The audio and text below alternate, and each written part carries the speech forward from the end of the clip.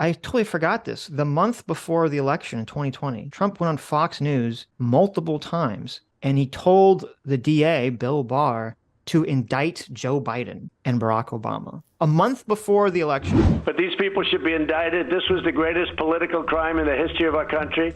And that includes Obama and it includes Biden. They will, there's a selective memory of Trump and they'll forget all the stuff like this that he's done and then he's the victim. I mean, it's very much like leftoids, right? They do this victim mentality shit. Then when it's happening to him, he's crying about it. It's like, this is the world you want to build. You fucking open Pandora's box with the shit you've done. And, you didn't close it in time. You guys know how, like, I've assumed we've all worked at jobs where there's like one crazy person there who it's mostly just one, me is the only sane person who like everyone kind of defers to because they're like crazy. Like you don't want to argue with them. You're like, oh yeah, I get it. Yeah. Right. Usually they're the boss, right? They could be. And it's kind of, there's like this weird thing, unfortunately, that humans, myself included, fall into this trap where if someone is always crazy, you sort of let them continually get away with crazy stuff because it's kind of expected. Like if someone's like, I'm a crazy person, you expect crazy out of them and you kind of like don't register in your mind the crazy stuff they do. Or if someone is a calm, cool, rational individual, when they act crazy, you're like, oh my God, this guy's out of control because it's so like different from their usual behavior. And I think part of the problem is, and I fell into this trap too, is that that's essentially one of Trump's great strengths, is that he basically brands himself as like this crazy renegade, and he's always doing crazy stuff that we just forget about it constantly. And because my opinion on this indictment stuff was, it was basically aligned with Adams until yesterday, where someone reminded me and I looked into it and I totally forgot. Did you talk to a girl, Sitch? It wasn't a girl. Okay. It was not a girl. Don't worry.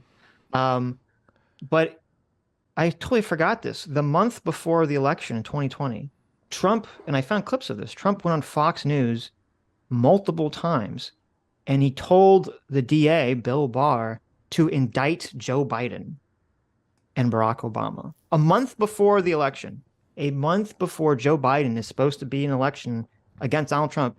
Donald Trump's on TV telling Bill Barr to indict him and arrest him. Unless Bill Barr indicts these people for crimes, the greatest political crime in the history of our country, then we're going to get little satisfaction unless I win, and we'll just have to go because I won't forget it. But these people should be indicted. This was the greatest political crime in the history of our country, and that includes Obama and it includes Biden. These are people that spied in my campaign, and we have everything. And that's, to me, that's such an egregious. Now, Bill Barr obviously didn't do it because he didn't. Bill Barr was kind of like, yeah, I'm not going to do that. Did he say in Minecraft? There you go. To me, that was such an egregious use of presidential power.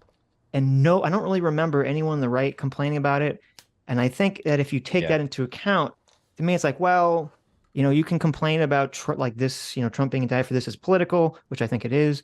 And you can complain about all this stuff.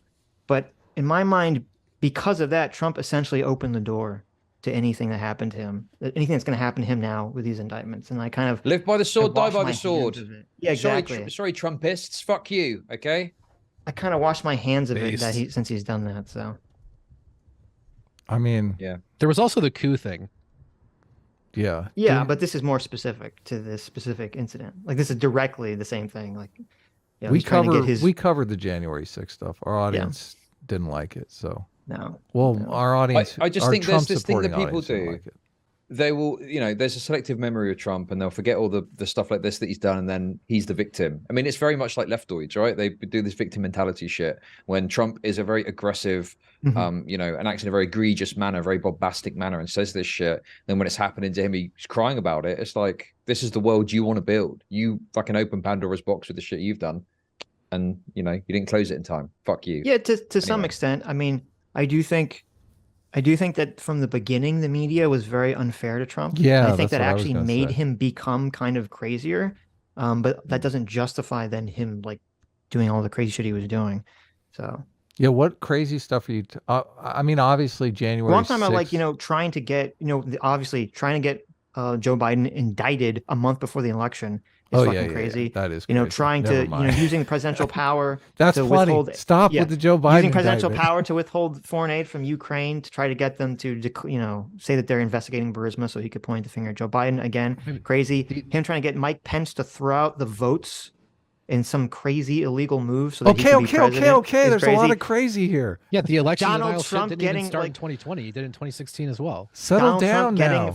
Donald Trump getting fake slates of electors that he wanted to replace the real slates with, and then sending Rudy Giuliani to state legislatures to try to get them to overturn their own voters' votes and vote for him anyway. This is crazy stuff. Look, he's funny. I can't help it. Okay, I like Trump. Okay. Also, sorry, one other point I want to make as well. This is what I thought of myself, not from my chat. That's how the legal system works. Sometimes the balance is if you overcharge someone, then they don't end up getting prosecuted on the back of that because it's considered like an overcharge. Like this happens with police officers where they get overcharged for a crime, they don't end up getting prosecuted. So there's a check and balance in place there that exists where if it's put before whatever the system is to deal with this, if it's overcharged, he may not get prosecuted off the back of it. Well, yeah.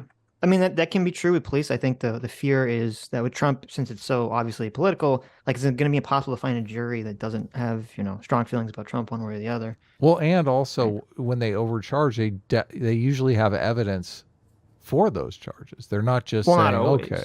I mean, I think, and this is the hot take. I think Chauvin was overcharged and, he still got found guilty. So. Oh yeah, you're right.